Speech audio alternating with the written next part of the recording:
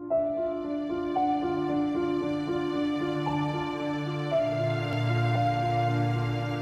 all you dreamers, optimists, and junior Tomorrownauts. Welcome to the Tomorrowland Times podcast. I'm Nick. And I'm Hastin. Back in the summer of 2014, we founded Tomorrowland Times, an unofficial home for fans of Disney's Tomorrowland movie, which was released 5 years ago as of this recording on May 22nd, 2015. All throughout its 5th anniversary year, I'm going to be doing a deep dive into the movie scene by scene on this show. But for our inaugural episode, I thought it would be fun for Hastin and I to look back at that period of intense speculation leading up to the release of the movie. Yeah, so I remember we launched Tomorrowland Times, I think it was around 6 years ago now, and the alternate reality game we played, The Optimist, happened 7 years ago already, which in many ways in my life it feels like just yesterday, but in some ways it feels like it was a long time ago. But yeah, 7 years, it goes fast.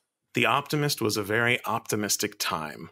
And after that adventure that lasted 6 weeks in the summer of 2013, our friend Charles Wong, who we should mention here, he took an early stab at a Tomorrowland podcast called Tomorrow Chat. And I thought it'd be fun to look back at some clips from that nascent fandom that we experienced so very long ago and see how our hopes for the movie measure up all these years later, now that we've seen the movie innumerable times. On its 5th anniversary, let's take a look back. Our first clip comes from Tomorrow Chat Episode 5, which we recorded on September 16th, 2013, which was the day that the Optimist wrap-up video was released, called Tomorrow. I think we'll either see more from Walt Disney Studios or, maybe they'll do a third-party company like they did with the Tron ARG. So you think there will be a next phase to this game that has to do something with that box they found? Absolutely. They did too many weird cryptic clues and things like that on the box. So, yeah, I think there's going to be more. My theory, as I was saying before, is convention times. I mean, that combined with a sort of just a little drip, drip, drip of digital stuff for us every once in a while to keep us hungry, I think that's what we can expect. Even if there's no more sights to see, we still have a movie coming out, and I'm personally hoping that this is included on the extras of the movie. On the Blu-ray. It wouldn't surprise me if this becomes a larger deal. It will be. Yeah. But yeah, it was great, and we still have mysteries unexplored. We still have that footage from the expo. We still have the stuff in the box with the secret codes. There's but so if you much think about it, it is that passing of the baton. This was Amelia's story, and now whatever comes, however far down the line it comes, we're now on the road to Tomorrowland. And so I think anything we get is going to be within that realm of what the hell's in that box, what do all these things mean? And obviously I'm taking for granted that those clues actually lead somewhere, because I believe that they do. And they did not, in fact. What callow youths we were. It's funny looking back at this in retrospect, because we had a lot of experiences that happened after that, right? There was the preview at Disneyland. We went to New York Comic-Con. And it's interesting because none of that really had any sort of payoff. But for us, the sort of game continued, even though it didn't, right? Listening back to these clips, we were utterly convinced that there was a phase 2 that was just about to start. It was always just about to happen. And that there would be another alternate reality game chapter coming for us after The Optimist was such a transformative 6 weeks for us. Surely the studio was going to take that baton and run with it, and we were going to hit the ground running and be ready and prepared to live in the universe of this movie. It's hard to, at least for me in retrospect, not to look at it with a little bit of rose-colored glasses because of, all the experiences and stuff that we sort of did on our own. We definitely took the baton that we thought was going to be handed off to the studios, and we just said, we're going to run with it ourselves. And that was what we were left to do at the time. It seems crazy to think about it now. This was us talking in 2013. This was 2 years before any of that happened. There was a really quiet period. And, I personally went through a lot in that period. So I think that the hope fullness of the movie coming out and the ability to sort of scratch that itch again was kind of forefront in my mind over that next, year or two. I mean, I can look back on it and I can say, oh yeah, I'm super disappointed that not more happened. I think the angle that I learned the most coming out of this is just movie marketing and how it works and what they do and how it all, fits into this particular template, and how, yes, there were some things that they did that were slightly unique for Tomorrowland with, doing the in-park preview with a little build out area of like the box and showing the Origins of Plus Ultra clip on like a mounted TV on the wall. And I think that does speak to the tension that existed from day one with the Optimist alternate reality game experience, and then the semi-standard movie promotion that came after. That tension between Imagineering and the studios, just in terms of both what had already been done, Bird and Lindelof having tweeted out about this mysterious 1952 box. At the time, we thought that was all being done in one kind of joined vision, that the Optimist and this box were both the brainchild of the same authors. And that's why everything that ever had to do with that box, or even reference things in that box, we really thought that was a clue for us to interpret that there was something coming, when in fact there wasn't. And the people that worked on the box were pretty siloed away from the people working on the Optimist. Yeah, I think like it's like this one experience is kind of where I learned about modern corporate America, and how somebody in WDI was told, hey, yeah, we kind of want to play with this. And then, Lindelof and Bird and all of them said, okay, sure. But it didn't really have anything to do with one another. But it's funny because that interconnectedness, this full idea that was explored in the alternate reality game itself, which I think plays on a lot of the trope about Disney being such a, connected company with all of these references and Easter eggs and whatever else, right? Like, I think that that whole experience played to this naiveness that the general public has about the Walt Disney Company. We went through that experience and thought, oh yeah, this is the first step. And then at the end of the Optimist experience, when they revealed the pavilion at D23 Expo, right? They had the 52 box on display. Of course you'd think it was connected, right? Literally our game had just ended mere minutes before that exhibit got revealed. And yet little did we know at that time that it was this just hard stop when it came to what was actually going to happen. And the truth is, it's simply a miracle that the Optimist existed at all. Because if you just look at that experience, how many departments had to work together to make it real? It shouldn't have existed. Like, it seems like something that could never exist now. No, and listen, with the general state that we're in now in regards to, like, I think a lot about how I live streamed that broadcast on, I think, Ustream at the time, because YouTube live streaming wasn't a thing. Instagram Live wasn't a thing. Periscope wasn't a thing. And like live streaming just wasn't a thing at that time. It was a very niche, just getting started idea. With just the way that the lifestyle brand of the internet works today, it wouldn't work today, because you'd have all of these challenges of, like we did, not to win, because I don't consider there to be a win state, right? But we wanted to show up for everything and we wanted to do everything. That would be hundreds of vloggers today that would have to show up to every single thing and do every single thing, and then post, an entire video about what it was and how they did it and what they think, the next things are. And it's really weird to think that, like, from a general, like, society perspective, the whole, like, lifestyling brand, we did that for 6 weeks and then everything else afterwards. The culture that you're designing for totally informs what that design of the experience is going to look like. And the culture has kind of fundamentally changed in the past 7 years, particularly online, particularly for exclusive experiences and interactive experiences. And the lesson I took away, looking back now, having all the information, or at least most of the information in front of me about how everything came together and who was working on what and the sort of timeline of how all this rolled out.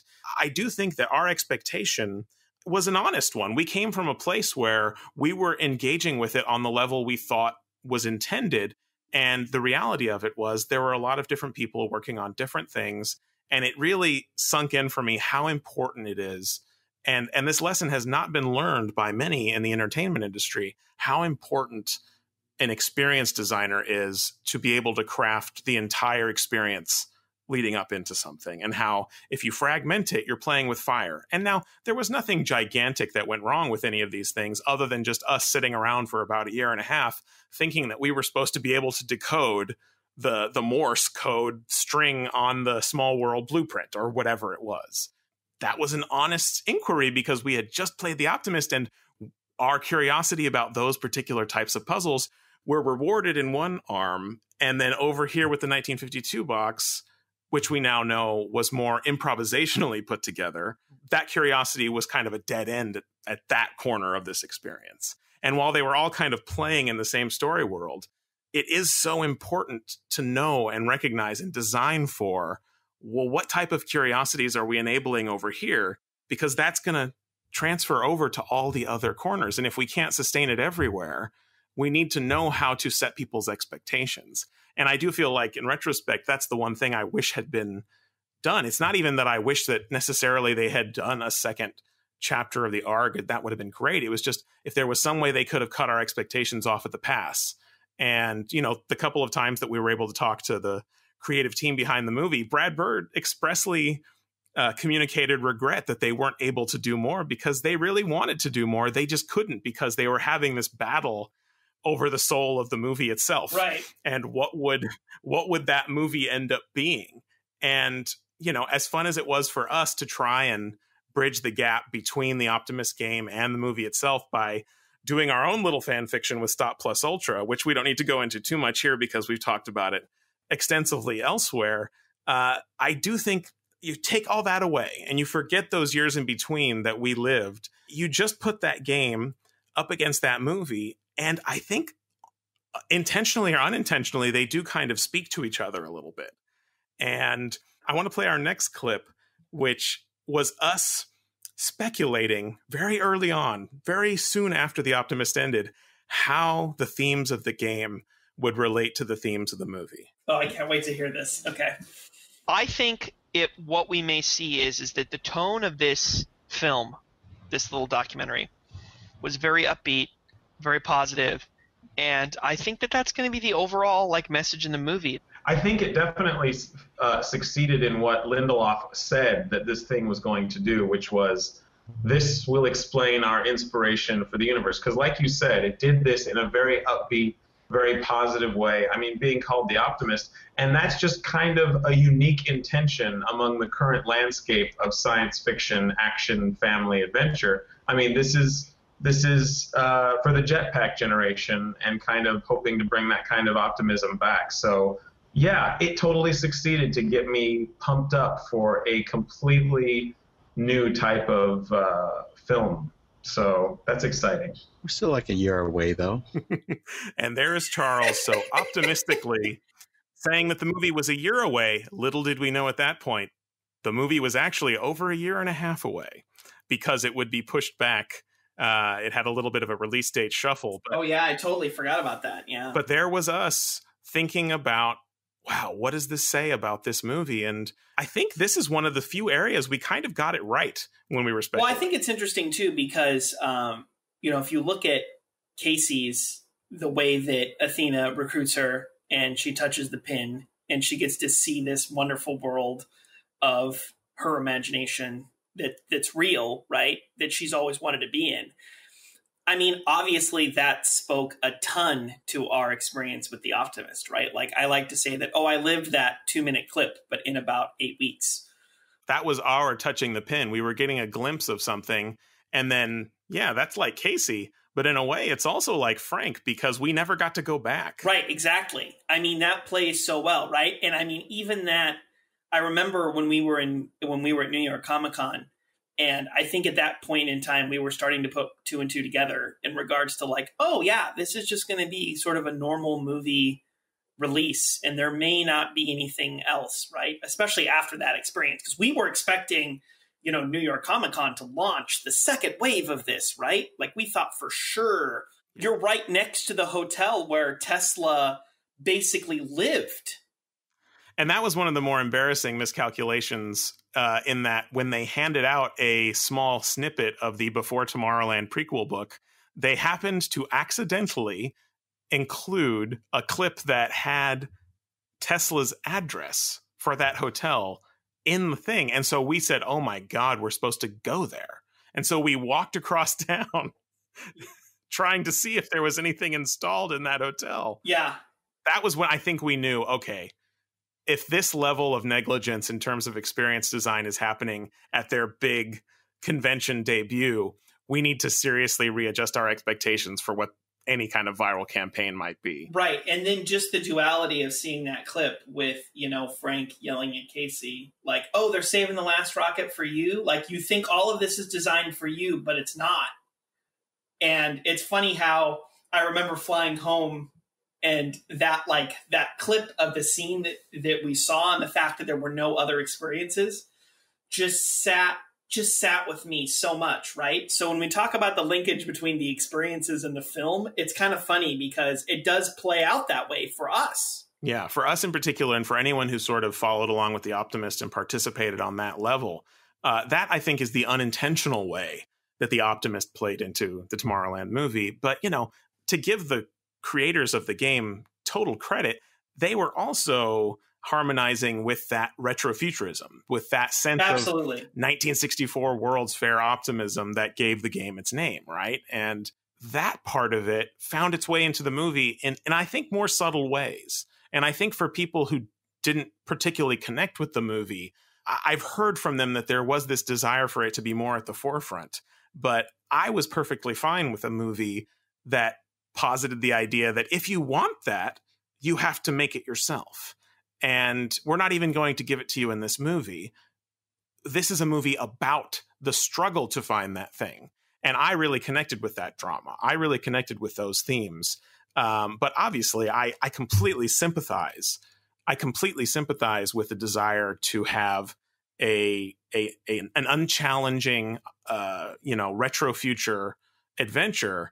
But I almost feel like Lindelof and Bird and Jensen were wrestling with a deeper struggle than that when they were putting this movie together. Absolutely. I mean, it's also very clear, too, that, even just some of these messages and themes in the last minute being shuffled around or cut or, repositioned made it harder, right? Like, I remember when we were sitting down with Brad Bird and he was talking about, like, the beginning of the movie and the stuff that they had to cut out from, like, the World's Fair scenes and whatever else, because he's like, we just have to get to tomorrow. We have to get her to Tomorrowland as fast as possible. We have to get her touching that pin as fast as possible. Maybe what the beginning of the film was, that setup and build up, it didn't work from the perspective of what Disney, the corporation, felt that audiences wanted.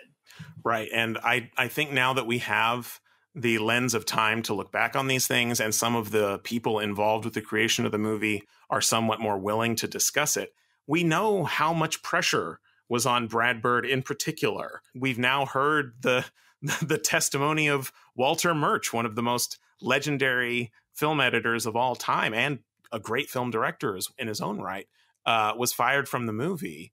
And he's, now in his elder years been willing to talk about that. And he, while having been fired and having no access to the aftermath of his firing, really walked away with the belief that he was let go simply to put Brad in line. That speaks to a level of control that, on the outside, we just assume Brad Bird, he's a legend. He has final cut on everything, right?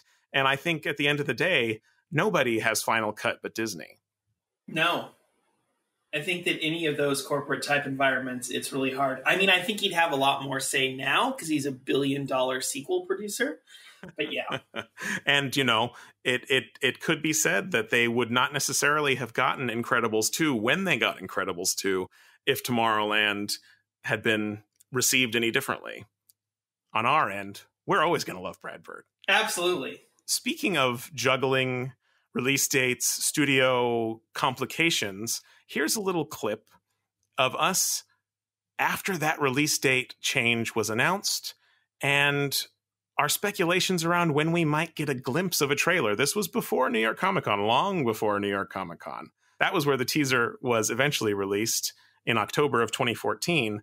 But we had so many ideas about when that trailer would show up, and also a little bit of our own spinning wheels to try and keep the fandom alive until that trailer showed up. So here we are. You know, my initial theory that, you know, it shows faith on the part of Disney on the project, I still believe that.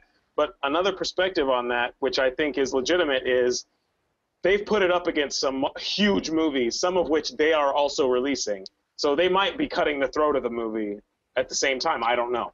I have a feeling that the first one sheet for this movie is going to be so beautiful, and the first trailer is going to be so intriguing that people are immediately going to be, like, connected with it. That's just, you know, maybe wishful thinking. That's our hope. Yeah. Because I have a car devoted to this movie that I'm going to now be driving around for an additional 5 months. For posterity's sake, for those who have already seen Tomorrowland in the future and are looking back on the manic insanity that has occurred over all these chats, can we briefly describe what it is exactly on your plates that we're talking about here? And indeed, Hastin, let us look back at the history of your own Optomobile, or the Plus U-Mobile, or whatever you call your vehicle. There's been some iterations over the years. Yeah, it's funny because I got some plates that said Tomorrow Plus U, because at that time when I got the plates, we didn't know, like, we didn't see the forest from the trees that, like, Plus U equals Plus Ultra, which was on the disc, which was not a deep secret like we thought it was. Yeah, so, you know, I had gotten my first electric car at that point in time, and I had decided to run with this because I was a fan of it, so I put a bunch of decals on the back and got custom plates and whatever else. And, you know, I've upgraded cars a couple times since then. And so now the same plates, no decals, no whatever, you know, appropriately sit on my Tesla Model 3 as sort of this, whenever I get into my car is called Wallace, by the way, in the actual interior because it's blue. Which is a reference to one of the characters from that fabulous Optimist alternate reality game, for those who weren't with us at that time. Yeah, so it's kind of weird because this experience still sort of lives on in my day-to-day life. Well, not day-to-day right now, but in my day-to-day life, you know, from a like remembrance experience. But yeah, I mean, at that time, it was so fun to be involved and to really look forward to something. Kind of my first, I mean, I like to equate it to my first, like, real fandom of something. I kind of went all in, and I had not had anything before this, and honestly anything really after this that has scratched that same itch that felt so purposely designed for what I love. So I had to show it off to the world, and it still sits there, and the plates are still on my current car. I still get comments about it, and people still ask me what it means, and I still tell them 5 years later. I can't tell them where to go watch it because it's not on Disney Plus yet. But right, you would have to send them a voodoo link. Yeah. But the period of time when you first got this, you were doing more advertising for the movie than the actual marketing campaign was. And in that clip, we talked a little bit about that we hadn't even had a poster or a trailer yet. And it sounded like I was really putting a lot of weight on that poster and that trailer. I think the poster, because we had heard whispers at this point that Brad Bird had gotten Sid Mead to illustrate the poster, which was true for the convention exclusive poster at New York Comic Con, but that was not used as the key art for the movie. And I think of the two things that we talked about there, the first teaser poster and the first teaser trailer, I would say that the first trailer really was, perhaps even to this day, for people who haven't seen the movie, it's the one thing people know about it. That first mysterious trailer of her picking up the pin, the idea that it shows her a vision of this mysterious city on the horizon, and then George Clooney saying, "Hey, you want to go?" And it was just this big invitation. I feel like that first teaser was successful in a way that none of the other marketing ever really hit. I think that's true from a marketing perspective. Like, let's talk about our personal experience of, like, you know, we watched the trailer at New York Comic Con and we're sitting there and I think we had the poster in our bag or whatever. And it was like, oh shit, it's the pin. It's our pin. And it's not even, we can't be blamed for thinking that this game was going to continue when the first teaser poster was just a picture of the pin, and not just any pin, not the pin in the movie, not the pin the characters have, but the one colorway specifically that was given out to us at the end of the game. How could we not assume that this thing was going to continue on? And then we later find out, like, oh, those were thrown together at the last possible minute because the designer, what's his name? Clint Schultz, a fine gentleman. Clint sent over that design to WDI R&D at the last minute and said, make the pins based off of this.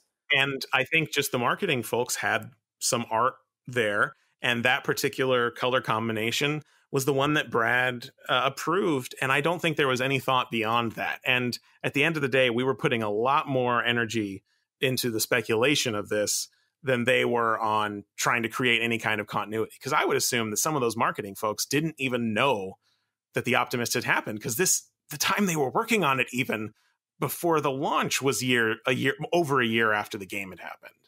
Another one of those cases with this film where there was this unintentional connection between the Optimist and the movie marketing. Given what had happened, if it was just, oh yeah, this is the key art for the movie, that's not really that big of a deal, right? But by creating that experience, it made it a big deal for us.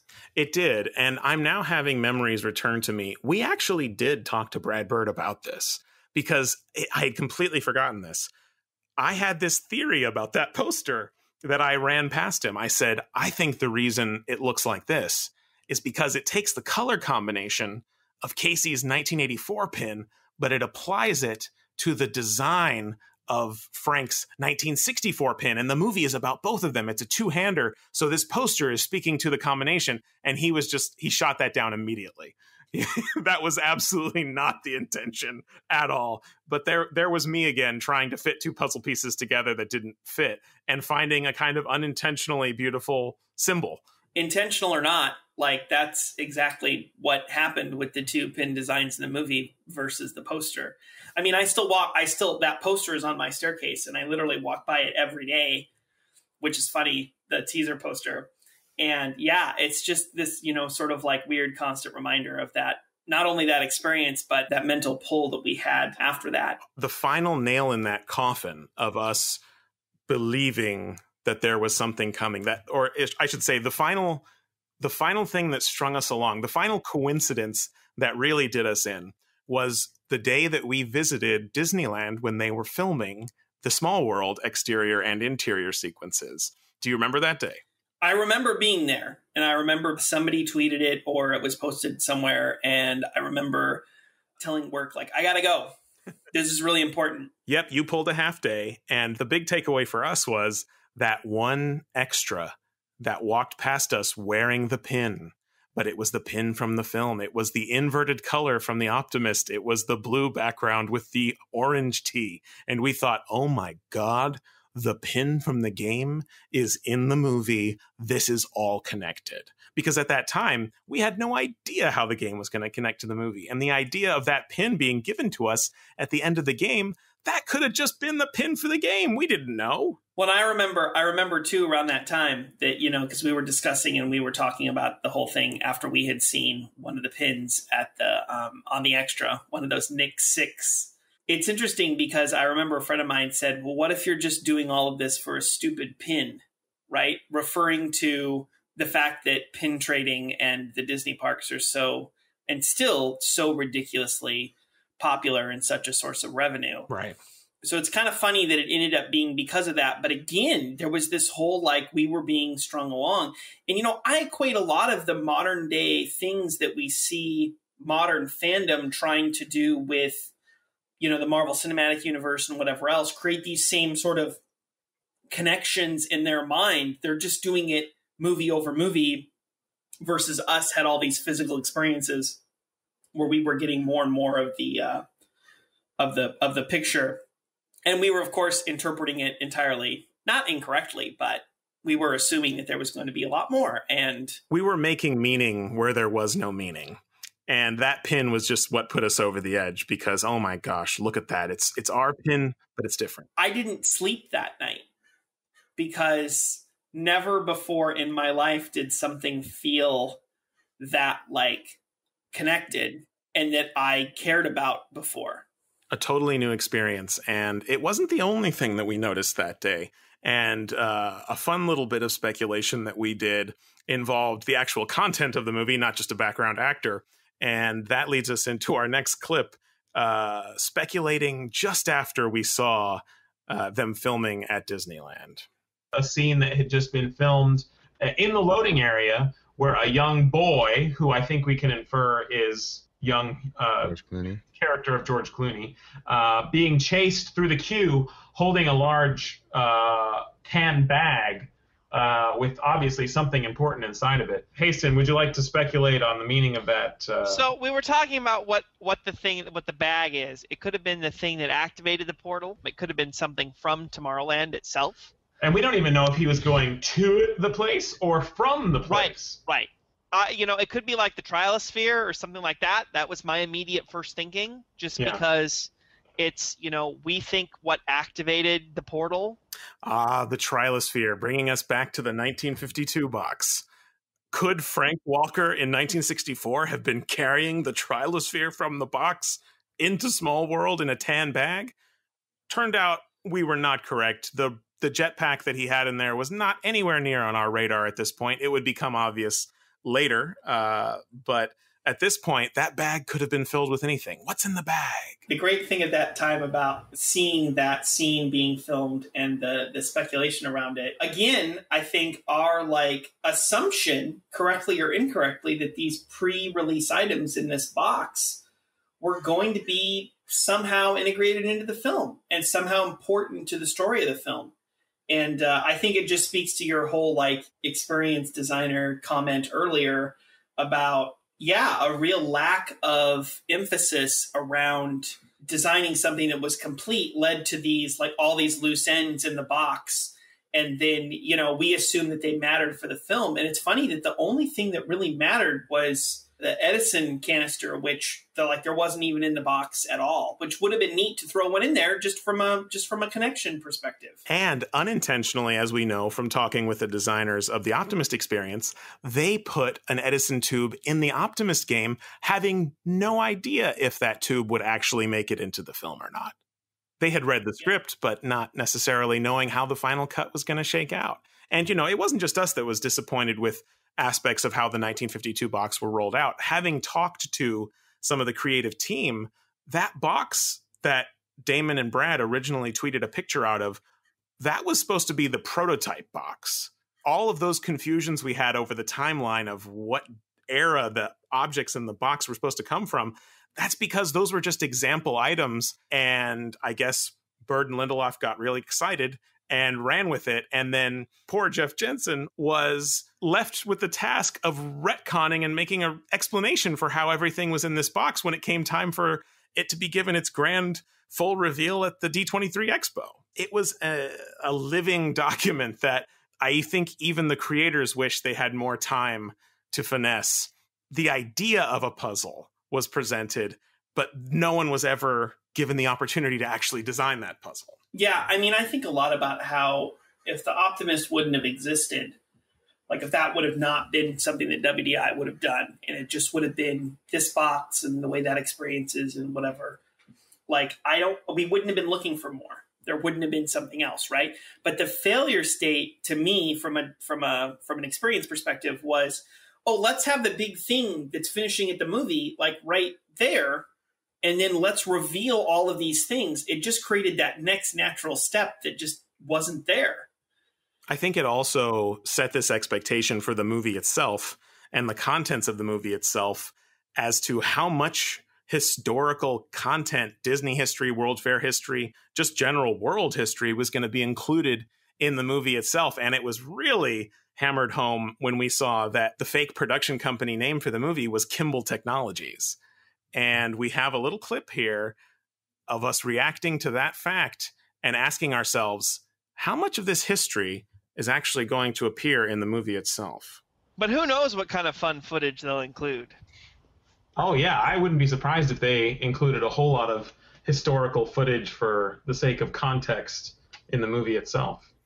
We weren't quite right about that one. I think in the final cut of the movie, we really only got a still image of Walt Disney with the moon, classic promotional photo. There were versions of the movie that, as we have heard, that included more dialogue references to history and some deeper explanation of Plus Ultra and how Walt interacted with that. But it seems from talking to the filmmakers, there was this concern of appearing as a Disney shill. Whereas to us, the audience, that would have felt like a very rewarding integration. I think they were concerned about the audience that wasn't us thinking, oh, great, here's Disney hawking their parks again. It's funny because 5 years later, and just the whole move of the company and the resorts and everything else to so much being about this interconnectivity between the movies and the parks, like from a franchise perspective. And it became such a lifestyle brand. Like, it's really important to remember that, like, when this film came out 5 years ago, we were not in the state of Disney being the lifestyle brand that it is today. Well, that it was up until about 9 weeks ago. With the parks being this lifestyle brand now, I think that that would have been handled completely differently. I think a lot of uncomfortableness came, and the reason why a lot of that stuff was cut, because we were also starting to enter this, this weird territory of Iger was giving a lot of money to the archives and really boosting up the archives and making the archives sort of a legitimate thing. And I think there was just a lot of concern about, we don't want to associate our actual history with this sort of fake history. And I think they got super uncomfortable with it, fairly much towards the last minute, and then just completely cut it out. Yes, and I know that at least on the eve of the release of the movie, there was some level of trepidation or regret on Brad Bird's part, because he famously panicked and tried to get the Plus Ultra history animated short tacked on to the beginning of the movie, and he could really only get one or two theater chains to agree to a last minute change like that. And so the El Cap played the Plus Ultra short, and the ArcLight in LA played it, but it was too late. A bunch of small independent theaters did as well. There were a few independent theaters that played it before the film too, which is great. And now in posterity, people who purchased the Blu-ray, I was delighted to see that when you hit play, it brings up a submenu that says, do you want to play it with the short film or without the short film? And that's fantastic to not just relegate it to the bonus features section. That's great. And it's funny to think that some of the concepts that would have been explored in that early version of the film, right? We know they filmed scenes with young Frank, like on the Small World boat, getting told the story through like projection, mist screens, and whatever else. Yeah. I'm still convinced that if the film were released today, that would not feel like weird pandering and would work. Look how popular ride through videos are now. Look how popular point of view videos are now. Look how popular the brand is now. I think it would be viewed totally different if those same type scenes were being made today. Yes. I just think at the time we were still on that uncomfortable edge of the parks and Disney and everything else had not quite been in the zeitgeist that I think even the Disney company wanted at the time. Right. And now, having looked back, we've read the, final production draft of the screenplay. That sequence under Small World where they do play the full video, they tried to keep that in the movie really late in the game, even as they were preparing for the reshoots where they added the sort of bookend structure to the movie. They wanted to have snippets of that experience be interjected and commented on by George Clooney as his young self is watching it and learning about Plus Ultra. They even tried to do that, and obviously it didn't survive the final edit, but it was something they were very interested in keeping in the movie. But from a sense of pace, having this adventure halt to watch a piece of historical footage, it didn't play in the film that they thought that they were making. And that's why it plays better at the very beginning before the opening titles even occur. It's very clear that they were going for a duality of adventure in a lot of the original concepts. And when you read that original screenplay and you see what they wanted to do, they wanted the duality of Frank's adventure versus Casey's adventure. But the truth is that there just wasn't enough time. And, the runtime on the movie was around 2.5 hours already? Just a little over 2 hours. Little over 2 hours. Yeah, sorry. 2 hours, Sorry. 10 A little over 2 hours. So if I think I'm thinking of the Dreamers cut, which is a little longer. But yeah, so it's interesting because you really see that they wanted to do the duality of the experience and exploring of like kind of what futurism was back in the 60s versus what it is today. It's just too bad that amazing scene was cut. But I'm still convinced that if that would have stuck around, or if the film would have come out a couple years later or whatever else, that probably could have stuck around and it wouldn't have been considered, all the Disney stuff wouldn't have been considered as faux pas as it was when the film came out. And 5 years later, things like that are still somewhat of a mystery to us. We've seen most of the deleted scenes, but the footage for that was never completed in terms of visual effects, and we still haven't seen that. We've seen one behind-the-scenes still image of the vapor screen being projected on, but there are still little nuggets that Disney could unearth for future anniversaries if they so chose. And not to say that there would ever be an alternate cut of the movie made available officially, but additional deleted scenes like that. And it does feel like after this many years, there is this overwhelming feeling like we've learned everything that there is to learn. But in truth, people are just now becoming comfortable talking about their contributions to the movie. There are deleted scenes like that haven't been released. And going back to the topic of today, which is the anticipation period, there was one little wrench thrown into the gears that we still don't know the full truth of. And I think a future episode of this show should be totally committed to finding out what happened with the oatmeal article. And we have a clip of us speculating on that. I mean, I'm curious to know what its standing is in the canon of this game, but I think it's cool that stuff is still coming out, whether it's official or not. It was just nice to have confirmation that the society itself is referred to as Plus Ultra. So that's a beautiful thing. Yeah, that was the one weird part, I think, out of that whole article. Even though I exposed it as being kind of an ARG, like it would be very common for the oatmeal to like respond to people and stuff like that. That's generally what he does. Right. So to not have any response to anybody in the article just means it was totally like a planned time promotion piece. It's an interesting timing, especially considering some of the events he was describing would have been a bit more potent if done during certain aspects of the game. So I don't know. It's interesting. The oatmeal, Matthew Inman himself, just a matter of months, I think, after The Optimist ended, gave us our first official confirmation that this secret society, represented by a Plus U logo, was called Plus Ultra. And it was in this random article that he throws out into the ether. No one ever references it again. Is he in on the gag? Did they play him like a fool? We still don't know what the heck went on with that article. Yeah, it's weird because, I did a quick search because I totally forgot about that until you played the clip. And it's interesting because the references said that he was sent to Disney to talk about it, and then he posted that article. He had done that. It's hard to remember now, but he had done that article or that comic on Nikola Tesla and basically the whole Warncliffe laboratory, and he was attempting to save it. We actually have a brick at the Warncliffe laboratory which says, I think it says, "To our fellows." Do you remember what the text at the end of the album was? I think we pulled it directly.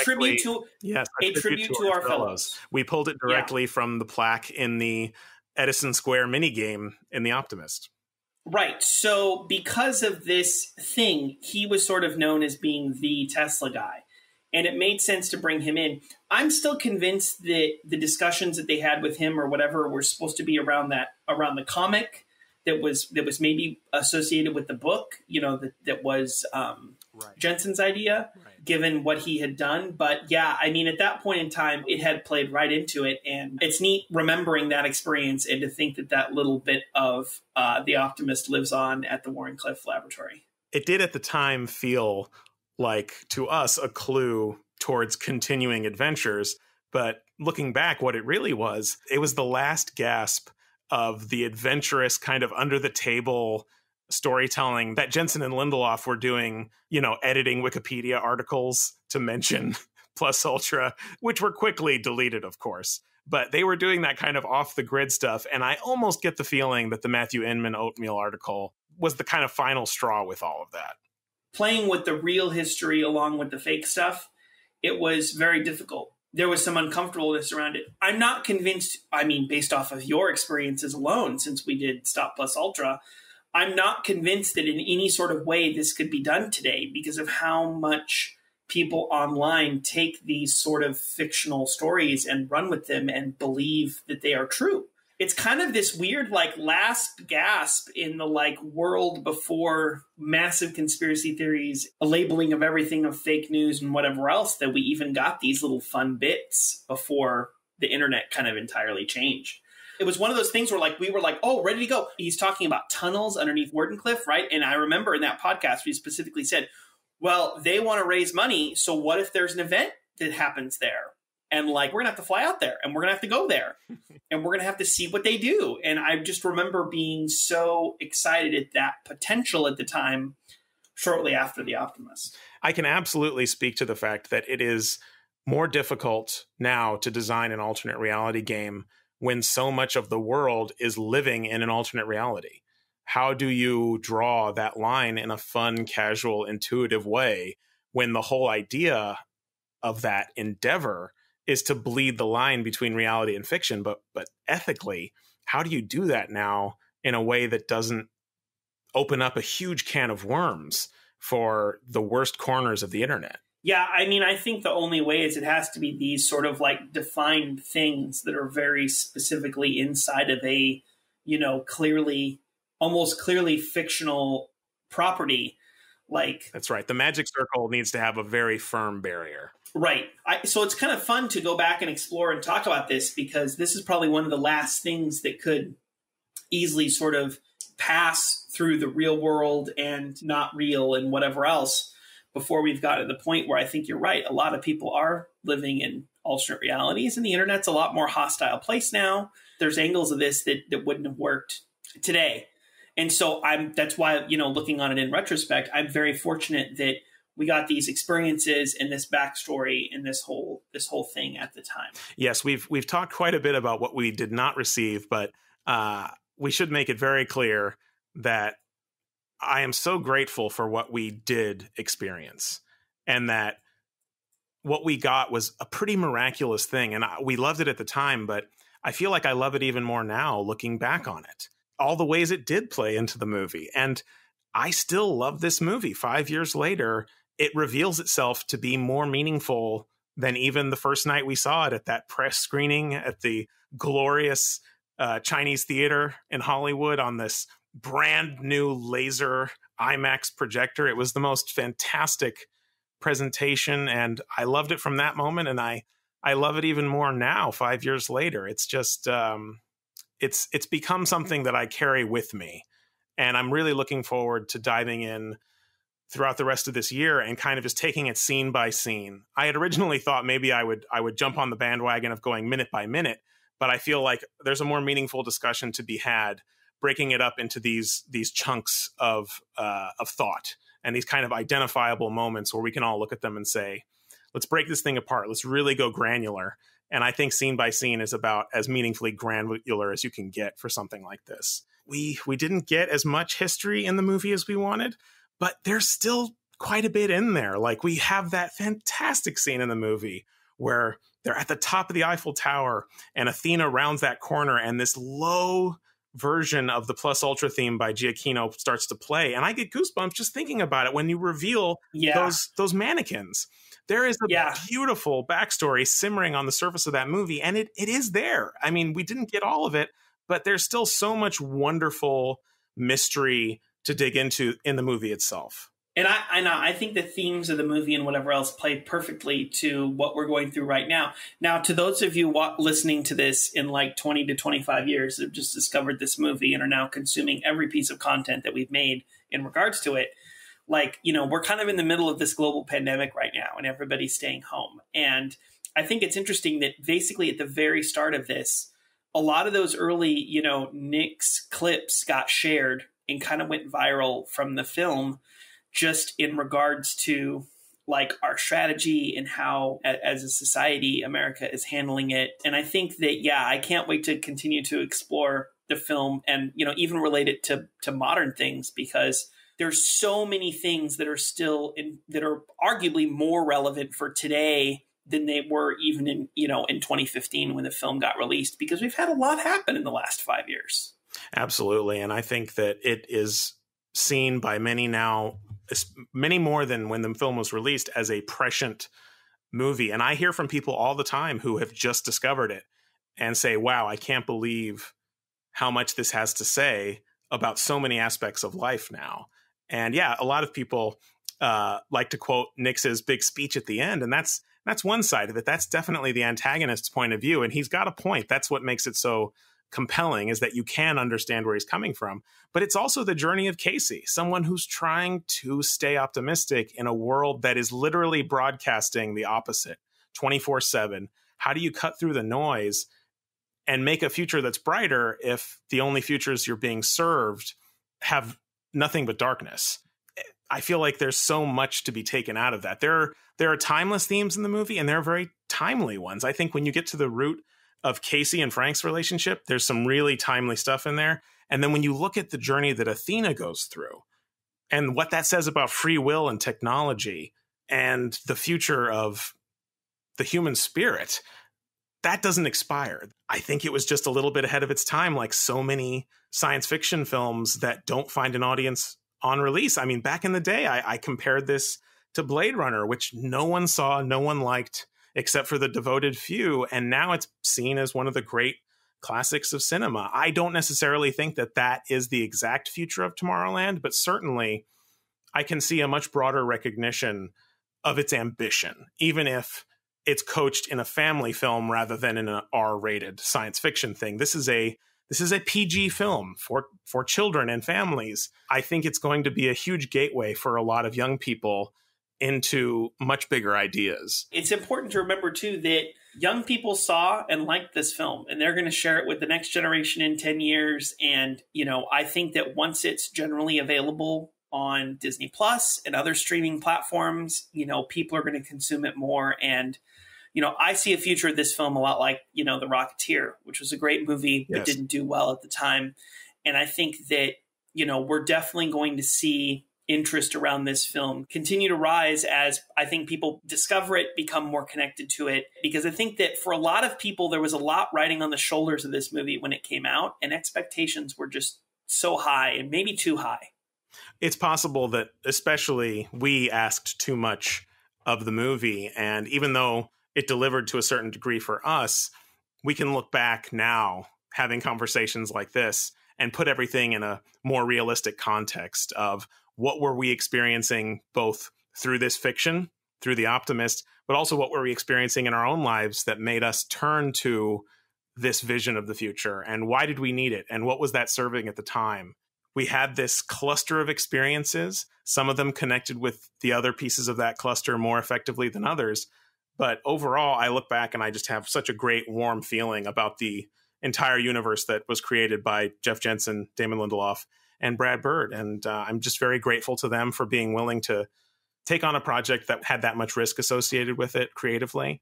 And I'm also grateful to everyone who has joined us now in looking at this reminisce. And Hastin, I'm so glad we were able to look back and pull through the photo album and enjoy some old memories together. Yeah, kind of the perfect time to do this, to be honest.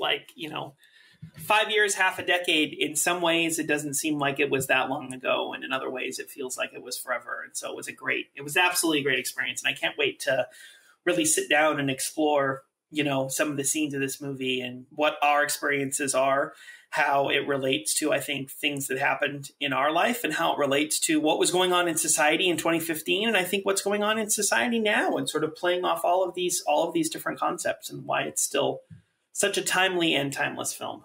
It has been a wonderful 5th anniversary. You and I have something fairly colossal planned for the 10th anniversary. But until we get there, I want to thank everyone for taking a walk through Tomorrowland with us. I hope you'll join us for future adventures as we dive deep into its mysteries. We'll be joining you, as always, from Tomorrowland Times, which we will keep alive as long as humanly possible to ensure that there is always a place where dreamers can stick together. Thanks, Hastin. Thanks, Nick.